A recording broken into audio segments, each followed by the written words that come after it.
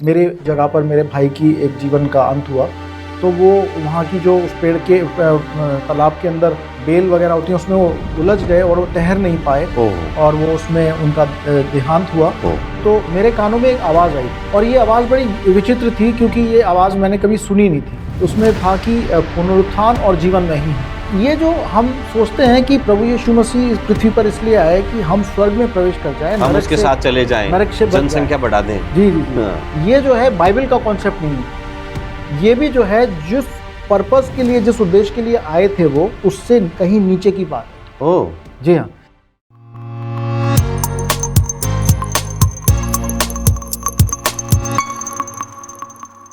Hello, जय मसीह की।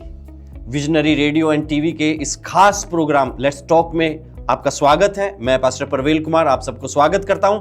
आज हमारे साथ एक खास मेहमान जुड़े हैं, डॉक्टर विकास आनंद राम। ये देहरादून से हमारे साथ जुड़े हैं और इन्होंने अपने सेकुलर एजुकेशन के साथ साथ बाइबल की बहुत गहरी पढ़ाई की है। इन्होंने बीएससी किया है, इन्होंने एमए किया है, उसके बाद इन्होंने एमडी किया है। ग्रीक और इब्रानी भाषा के ये ज्ञानी हैं, इनको मालूम है वो सब चीज़ें इन्होंने अपनी पढ़ाई में पढ़ी हैं और इसके साथ इन्होंने एमटीएच किया है और पीएचडी भी किया हुआ है। और आज हमारे साथ इनका यहाँ होना हमारे लिए बहुत ही आशीष की बात है। तो आइए हम सब मिल करके इनके इस जो इन्होंने ज्ञान अर्जित किया है और जो परमेश्वर से इन्होंने सीखा है उसका फायदा लें। आइए हम इनसे बातचीत करते हैं। आपका स्वागत है डॉक्टर आनंद। Thank you. नमस्कार। आप किस प्रकार से प्रभु को जान पाए और किस प्रकार से आपने अपनी यात्रा को शुरू किया? जैसा कि आपने बताया कि आप बहुत सारे कॉलेज में और यूनिवर्सिटी में एजुकेशनल कंसल्टेंट हैं, तो आप लोगों को बताते हैं एजुकेशन के बारे में, उनको ज्ञानवर्धन करते हैं, उनको सही रास्ता बताते हैं। आपने ये यात्रा कैसे शुरू की? सबसे पहले मैं आपको पूछना चाहूँगा कि आपने प्रभु के साथ अपनी यात्रा कैसे शुरू की?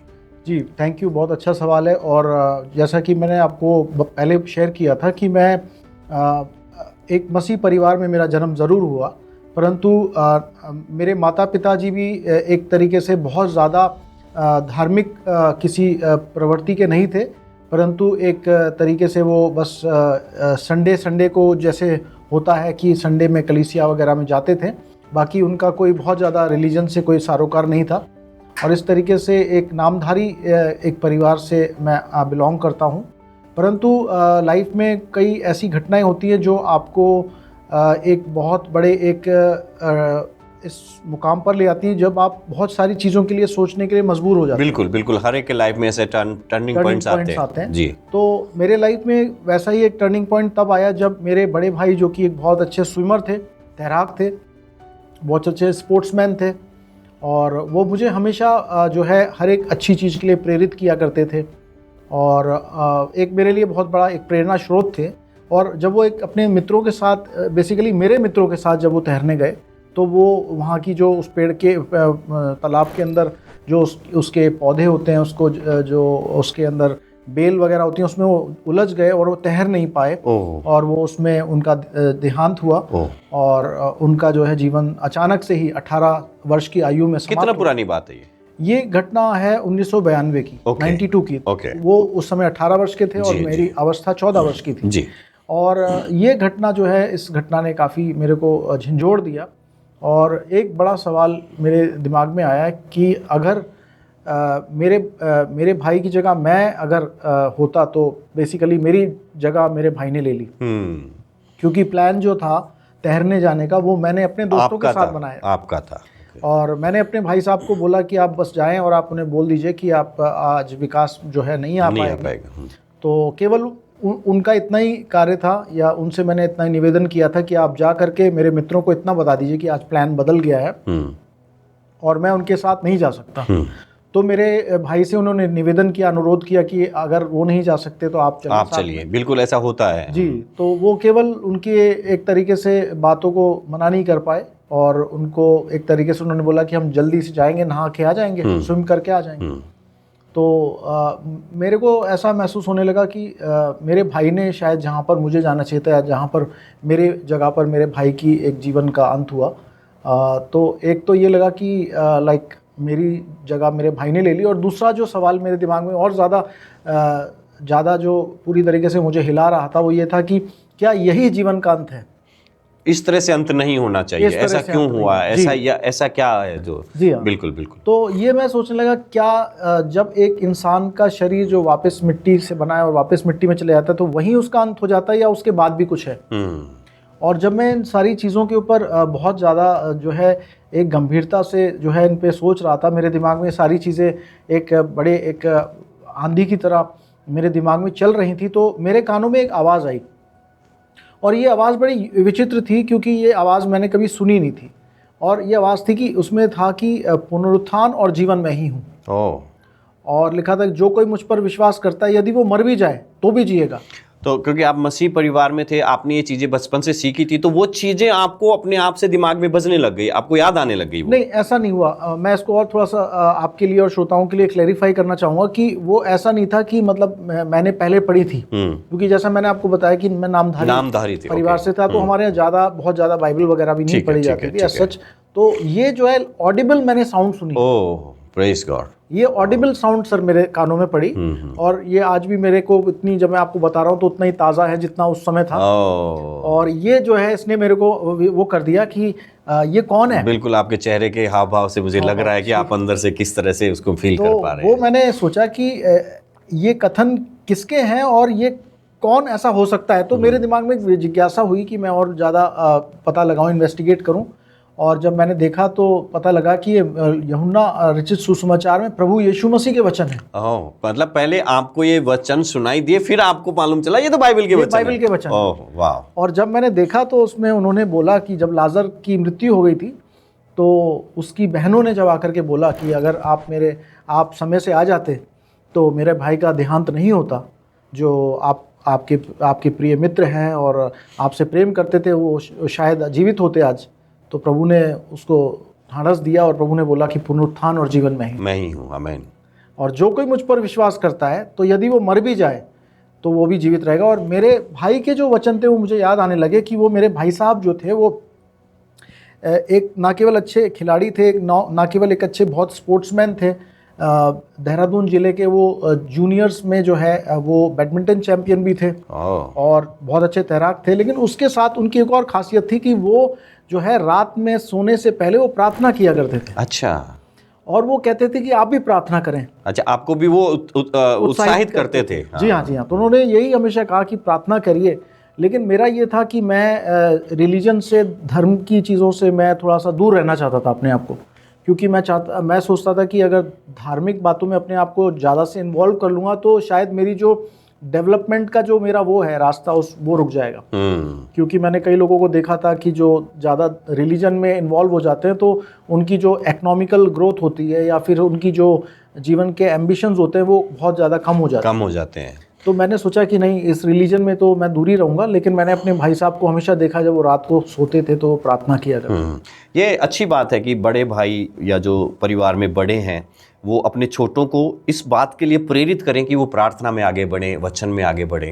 हो सकता है छोटे उनकी बात नहीं माने या सहमत नहीं हो, लेकिन एक समय जरूर आता है जब छोटों को पता चलता है मेरा बड़ा मुझे अच्छा रास्ता दिखा रहा था। ये बहुत अच्छी बात आपने बताई डॉक्टर साहब। मैं कुछ बातें आपसे जानना चाहता हूँ क्योंकि आप बाइबल का इतना गहरा ज्ञान रखते हैं और आपने पूरी पढ़ाई की है। बहुत सारे लोग निकल पड़े हैं जो इस तरह की बातें करते हैं और ये सही है, गलत नहीं है। मैं इनको गलत नहीं ठहराता कि हम वहाँ पे सत्संग में गए और पास्टर जी ने प्रार्थना करी और हमें चंगाई मिल गई, उसके बाद हम लगातार सत्संग में जा रहे हैं, या तो कोई दुष्ट आत्मा हो गया या कोई चिन्ह और चमत्कार हो गया, उसके बाद में हम सत्संग में लगातार जा रहे हैं। जी, आप क्या बोलते हैं कि उद्धार जिसको बाइबल में बताया गया है और चंगाई और उद्धार और सच्चा उद्धार, और इस बारे में एक बहुत बड़ी बात आज समाज में आ रही है जी। आप उद्धार के बारे में, जैसे आपका हमने सुना कि आपके जीवन के जो आपके स्मरण हैं उनसे पता चला कि आप किस प्रकार से किन परिस्थितियों में थे तब आप प्रभु के पास आए। तो परिस्थितियां ऐसी बन जाती हैं कि हम प्रभु के पास आते हैं, लेकिन आपको क्या लगता है कि उद्धार क्या होता है वास्तव में? तो बेसिकली सर ऐसा है कि बाकी जहाँ पर हम देखें बाकी परंपराओं से, फिर मैं आपको बाइबल की तरफ लेकर जाना चाहूँगा। तो जितने भी धर्म परंपराएं हैं भारत में या भारत के अलावा अन्य देशों में, वहाँ पर जब हम उद्धार की बात करते हैं तो वहाँ पर ये बताया गया है कि किस प्रकार से एक इंसान का जो है पाप के जीवन से उसका निकल जाना, पाप से निकल जाना, पाप के जीवन की जो विभिन्न ये संसारा जिसको बोला गया है, विभिन्न चक्र है, उससे भी निकल जाना, उसको उस तरीके से परिभाषित किया गया है।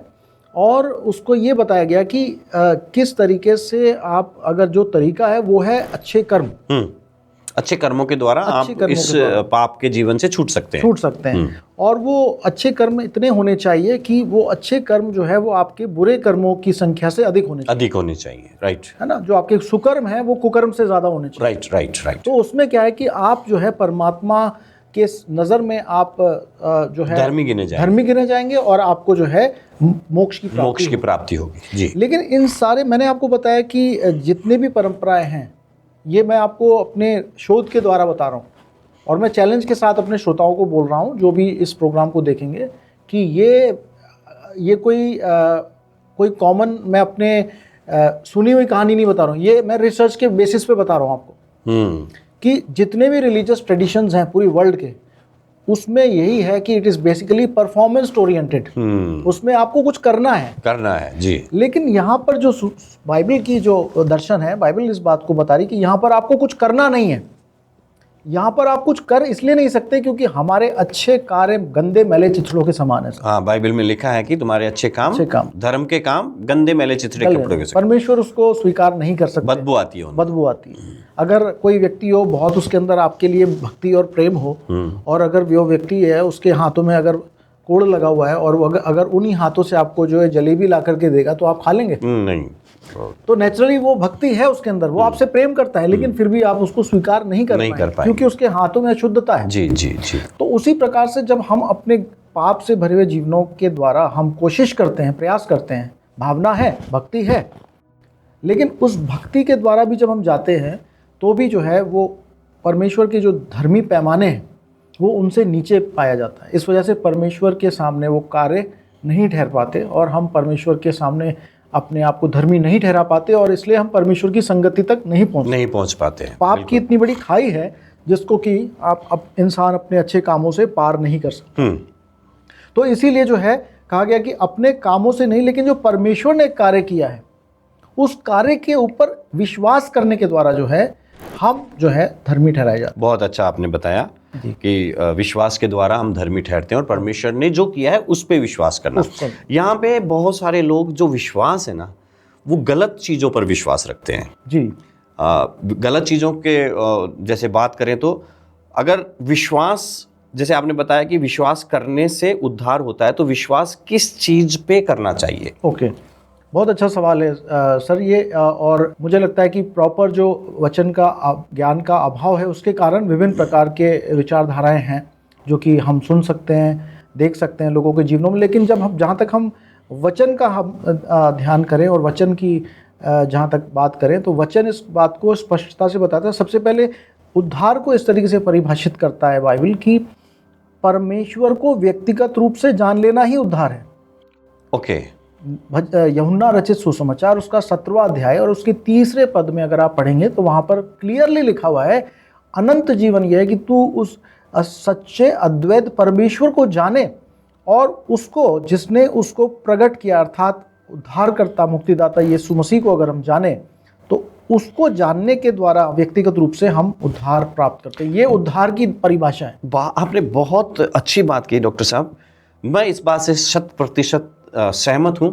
जिसको आप जानोगे नहीं उस पर आप विश्वास कैसे रख सकते हो? जी। तो विश्वास करने के लिए पहली सीढ़ी ये है कि आप उसे जाने, उस अद्वैत परमेश्वर को जाने जिस पे आप विश्वास करने वाले हैं। एग्जैक्टली।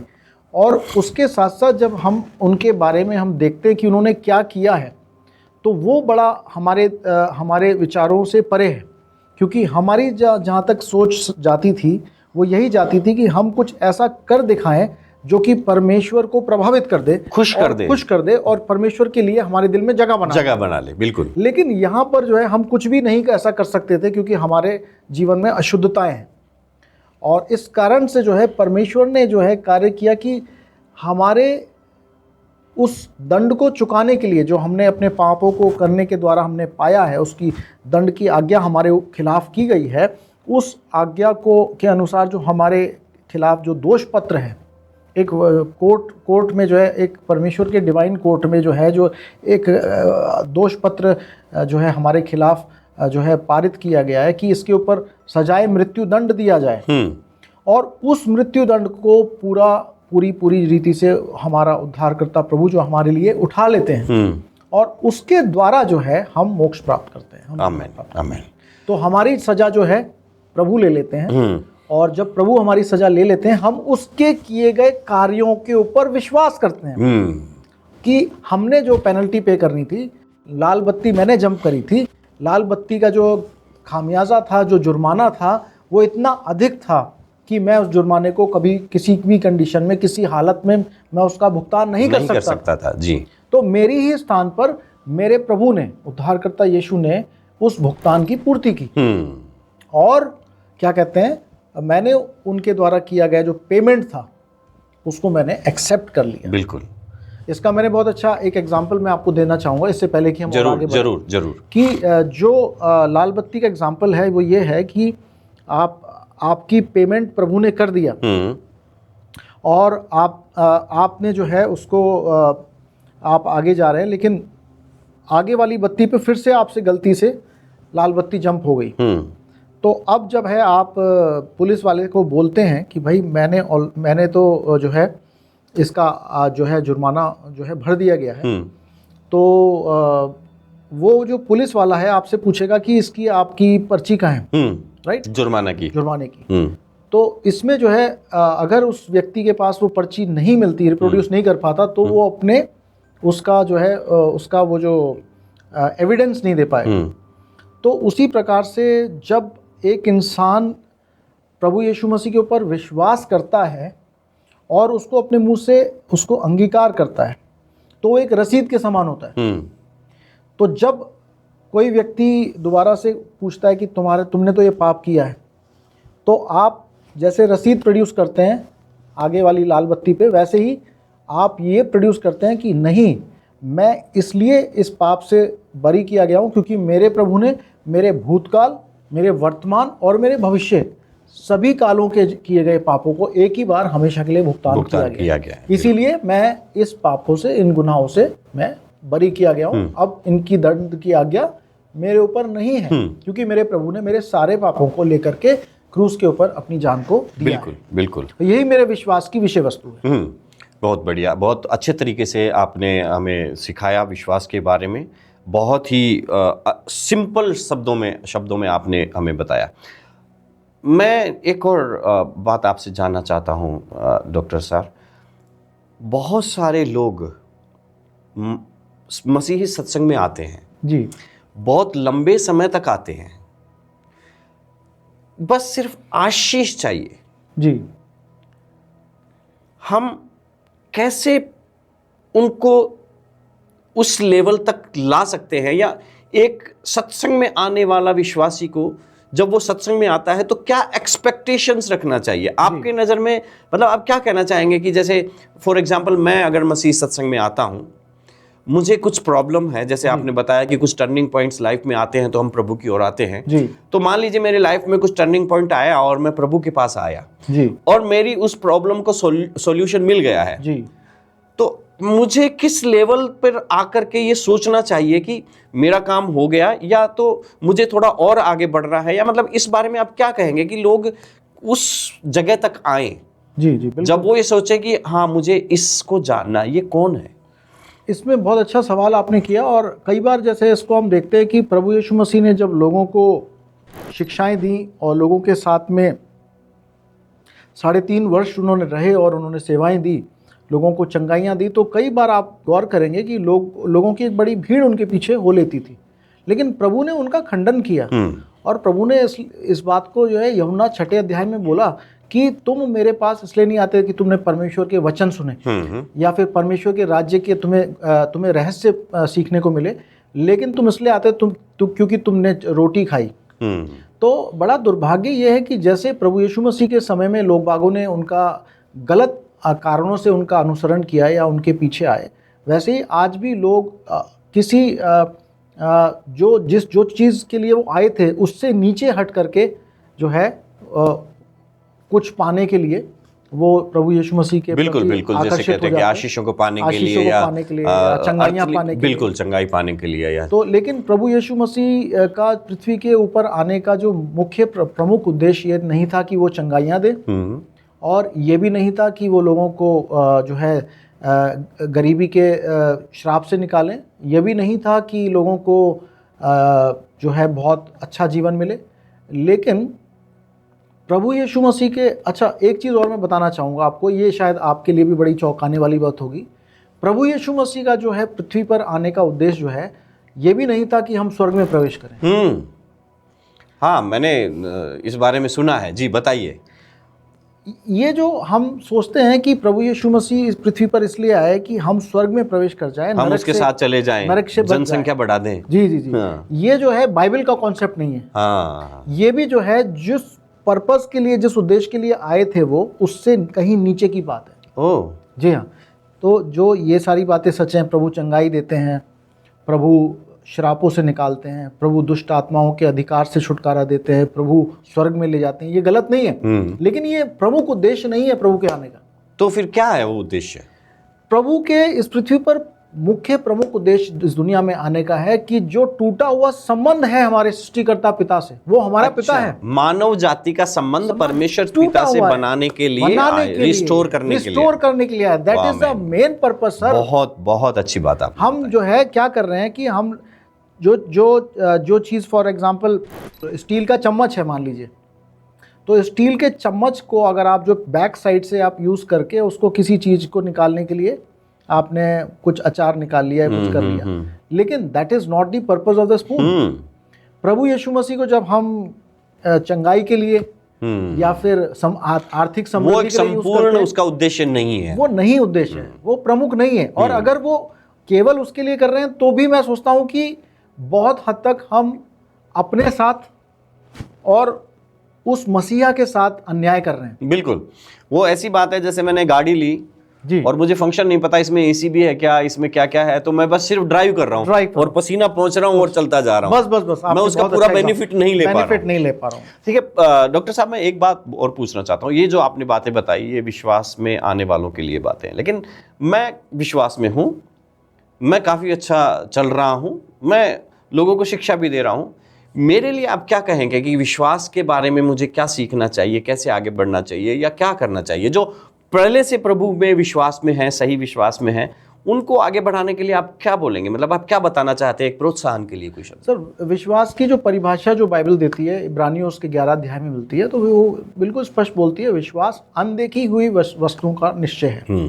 तो बहुत सारी जो आत्मिक सच्चाइयाँ हैं जो अभी हमारे शारीरिक आंखों को नहीं दिखाई दे रही हैं, लेकिन ऐसा तो नहीं है कि वो नहीं एग्जिस्ट करती। बिल्कुल बिल्कुल, क्योंकि बहुत सारी चीजें हैं आकाश में, यहाँ तक कि बायोलॉजिकली भी देखा जाए, मेडिकल साइंस के साथ भी देखा जाए, तो हवा में बहुत सारे वायरसेस और बैक्टीरियाज हैं, आपको नहीं दिखाई दे रहे, बिल्कुल, लेकिन वो एग्जिस्ट करते हैं। और जब एक आदमी बीमार होता है तो उनका असर भी दिखाई देता है। बिल्कुल।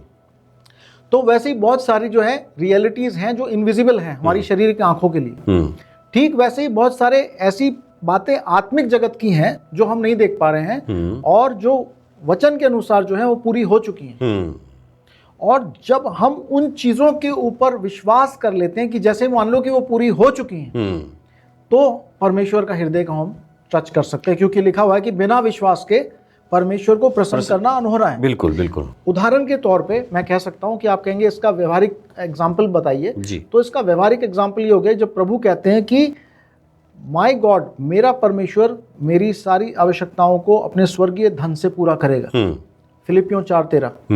तो ये जो है ये आत्मिक रूप से ये पूरी प्रतिज्ञा पूरी की जा चुकी है।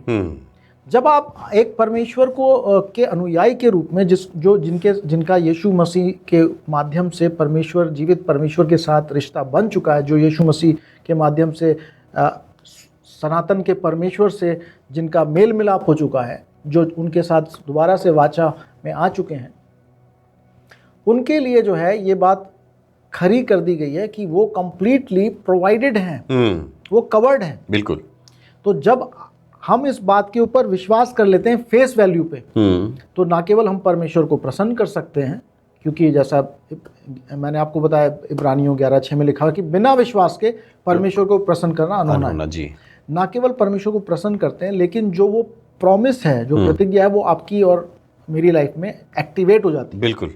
तो अब हम डिवाइन प्रोविजंस को हम एक्सपीरियंस करने लगते हैं। क्यों?